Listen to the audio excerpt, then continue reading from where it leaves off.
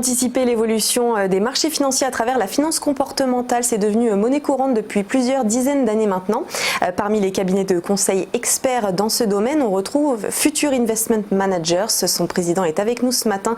Bonjour Julien Nebenzal. Bonjour Léonard. Merci d'être avec nous. Alors vous êtes donc expert spécialiste de finance comportementale. Est-ce que vous pouvez nous rappeler en quelques mots de quoi il s'agit ? Alors la finance comportementale, c'est le principe, c'est d'interpréter l'évolution de la conjoncture économique et de la conjoncture financière, donc boursière, en regardant les comportements des agents économiques.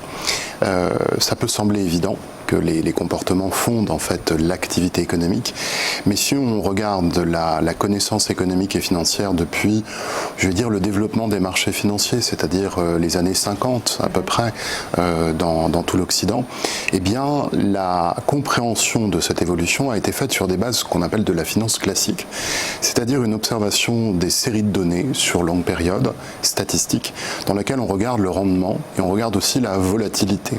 Ce sont les deux principaux paramètres qui ont permis de définir en finance classique, par exemple, quels étaient les actifs qu'il fallait acheter ou quels étaient les actifs qu'il fallait vendre. Et donc la notion de comportement n'a jamais en fait intégré la finance classique. Et cette finance classique, pour développer ces outils, elle s'est reposée sur une idée centrale qui est que l'agent économique prend des décisions toujours rationnelles. Alors l'agent économique, c'est le ménage, c'est l'entreprise, c'est aussi le trader, c'est aussi le gestionnaire de portefeuille. Et la réalité a montré au cours des années qui ont suivi, c'est-à-dire à partir des années 80-90, eh bien que cette hypothèse de rationalité n'est pas toujours valable. Et on peut le comprendre. On peut comprendre que, par exemple, quand tout va très très bien, un investisseur va être emmené par un sentiment d'euphorie. Ou quand tout va très très mal, un investisseur va finalement redouter que la situation s'aggrave et va donc prendre des décisions, par exemple de vendre des actions qui sont pas forcément, cette décision ne sera pas forcément très rationnelle. Donc l'hypothèse de rationalité n'a jamais été vérifiée et les grands auteurs académiques de la finance classique ont commencé à dire à partir de 2005, je parle ici par exemple d'Eugène Fama ou de Harry Markowitz, ont commencé à dire que tous les travaux qu'ils avaient menés pendant 30 ou 40 ans étaient justes du point de vue théorique et académique, mais reposaient sur des hypothèses qui n'étaient pas pertinentes, qui ne correspondaient pas à la réalité. Et notamment cette hypothèse de rationalité des agents que, sans rentrer dans des débats trop académiques, qu'on retrouve dans l'hypothèse d'efficience des marchés. Alors la finance comportementale, je dirais qu'elle a commencé dans les années 80 justement quand on s'est rendu compte que la rationalité n'était pas toujours présente, et elle a été reconnue de manière académique puisqu'on a eu un premier prix Nobel en 2002 d'économie décerné à Daniel Kahneman, qui est un psychologue au départ, mais qui a montré justement que les comportements des agents n'étaient pas rationnels, enfin pas toujours rationnels, et qu'il y a même des asymétries très fréquentes. Et c'est allé encore plus loin après avec Robert Shiller en 2013, prix Nobel, alors lui économiste et grand ponte de la finance comportementale, et puis Richard Thaler l'an dernier qui a eu le prix Nobel d'économie pour ses travaux en finance comportementale. Donc c'est une discipline qui est encore jeune d'une certaine manière, vous l'avez dit en introduction, ça fait 30-40 ans qu'on travaille là-dessus, mais c'est une discipline qui tend à donner une alternative d'interprétation de l'évolution donc de l'économie et des marchés financiers par rapport à la finance classique qui reconnaît par elle-même, et il n'y a rien de mal à ça, que les outils ne fonctionnent pas très très bien. Voilà, on l'a vu notamment pendant la crise 2008-2009, où en fait il a été démontré dans les faits, dans l'enchaînement en fait des éléments de la crise financière, eh bien que la finance classique ne répond pas, ne permet pas en tout cas de comprendre ce qui se passe, alors que regarder les comportements des agents, ça nous donne une autre vision qui devrait nous amener en fait, c'est ce que la communauté va essayer de montrer dans les années qui viennent, devrait nous donner un petit avantage. Alors justement, si on regarde les marchés sous cet angle-là, qu'est-ce qu'on peut dire de l'économie et du ralentissement en cours ? Alors, le ralentissement, je vais vous prendre par exemple l'indicateur celui qui me semble le plus intéressant sur l'activité économique mondiale, c'est évidemment les États-Unis, parce qu'il donne encore le là, en fait, la tonalité principale. Et je prends l'indicateur manufacturier. Alors certes, Manufacturier, ça veut dire de s'occuper de la production industrielle. Certes, ça n'est pas l'activité la plus dominante, mais là aussi, aux États-Unis, elle donne le là au départ de la croissance américaine. Et cet indicateur, c'est l'ISM manufacturier. Il évolue il est calculé depuis 1948. Il évolue grosso modo entre 50 et 60.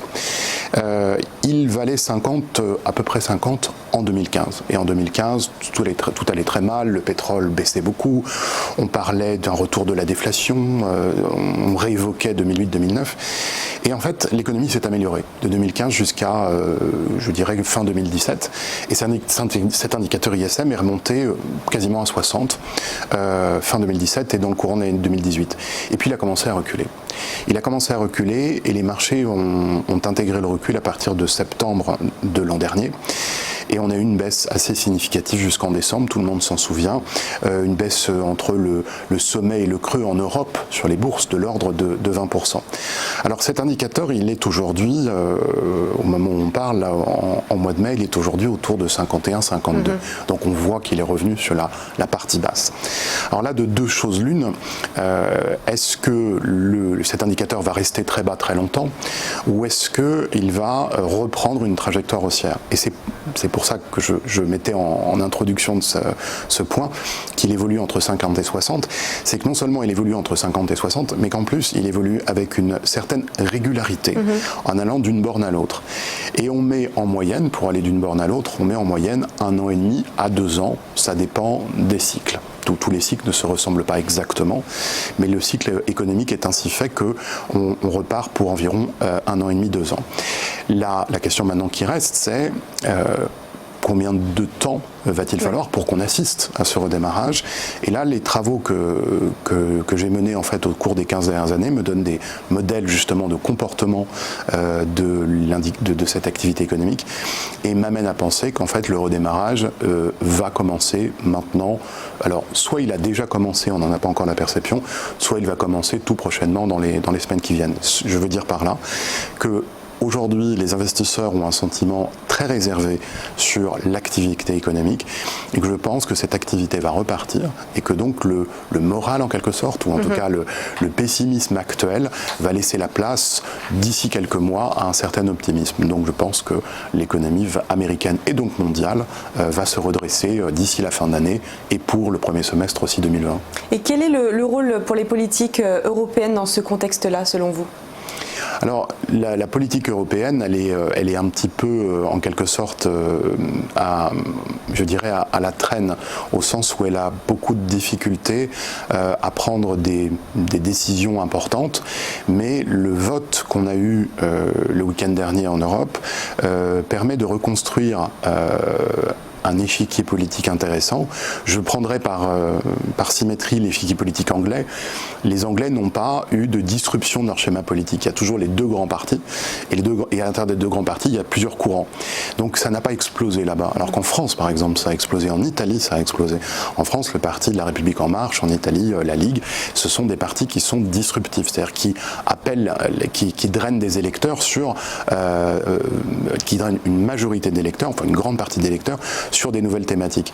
Eh bien, ce qu'on n'a pas eu en Angleterre, qui empêche le Brexit, parce que la problématique du Brexit, c'est vraiment la problématique politique anglaise, eh bien, d'une certaine manière, maintenant, on peut dire qu'on a passé ce cap en Europe, puisque la nouvelle composition du Parlement va nécessairement amener, par la diversité des partis qui sont représentés, va nécessairement amener la recherche d'un consensus. C'est-à-dire qu'on n'aura plus la main mise par un certain conservatisme, avec finalement peu de décisions importantes. On va avoir vraiment maintenant un dialogue. Donc je crois que si on regarde les élections européennes, je pense que nous serons... je dirais que juin-juillet, ça va être les débats des nominations diverses et variées, ça va être un petit peu tendu, ça, il ne faut pas l'exclure du tout. Mais je crois qu'on peut escompter d'ici la fin d'année un petit peu d'optimisme de la part des investisseurs internationaux sur le regard qu'ils portent sur l'Europe. En tout cas, moins de pessimisme. Ils vont moins voir cette situation très bloquée. Et je pense que ça peut avoir pour corollaire ou pour conclusion, pour conséquence, une appréciation concomitante de l'euro dans les mois et dans les années à venir. Voilà. Donc je pense que les politiques européennes n'avaient pas beaucoup d'impact sur la conjoncture et que là maintenant peut-être les choses vont un peu changer. Alors rapidement, avant de se quitter, on va parler maintenant des taux des emprunts d'État allemands qui actuellement ce taux est négatif. Qu'est-ce qu'on peut envisager dans cette conjoncture ? Alors là, on a depuis le début du mois de mai, on a un repli des marchés actions lié en partie au niveau de la croissance, le sujet que j'ai exposé tout à l'heure, donc pour lequel je pense qu'on devrait retrouver de meilleures couleurs d'ici quelques mois, mais il y a aussi la guerre commerciale. Et ça, c'est un facteur indéniable de ralentissement possible. Chacun va avoir sa lecture, est-ce que cette guerre commerciale va trouver une résolution ou pas, prochaine, future, mais c'est ainsi que les marchés actions ont corrigé en escomptant finalement que l'économie va ralentir de ce fait. Ça va rajouter un problème au problème existant. Quand on vend des actions, en fait, on achète autre chose à la place. Et quand on achète autre chose, pour se protéger, parce qu'on n'est pas rassuré sur l'économie, bien on va acheter des obligations d'État. Donc on achète des obligations américaines, je crois que vous en parliez dans votre introduction ce matin, ou on achète aussi des obligations européennes, et en particulier allemandes, qui présentent toujours un maximum de sécurité. Et plus on achète des obligations, et bien en fait, plus le taux baisse, puisque le taux est l'inverse du prix de l'obligation. Et nous sommes passés en taux négatif en Allemagne au cours des dernières semaines, qui est une situation qu'on a déjà connue il y a un an, justement en 2015, au moment où on s'interrogeait justement sur le niveau de la croissance dans le monde et aussi en Europe. Et c'est une situation qui est inédite, puisque on n'a pas de référence dans l'histoire, donc on ne sait pas comment traiter ce problème. C'est une situation qui, à mon avis, porte aujourd'hui en elle les classiques je dirais pas d'un optimisme, parce qu'on peut parler d'optimisme, mais d'un épuisement en fait de la tendance. C'est-à-dire qu'on est aujourd'hui probablement sur les obligations allemandes dans des achats qui n'ont plus beaucoup de sens, parce que acheter une obligation en sachant qu'on va perdre de l'argent chaque année, dans le fond ça n'a pas beaucoup de sens. Même si le capital, on dit qu'il est protégé pour l'essentiel, ça n'a pas beaucoup de sens financier, et pourtant on le fait parce qu'on n'a pas d'alternative.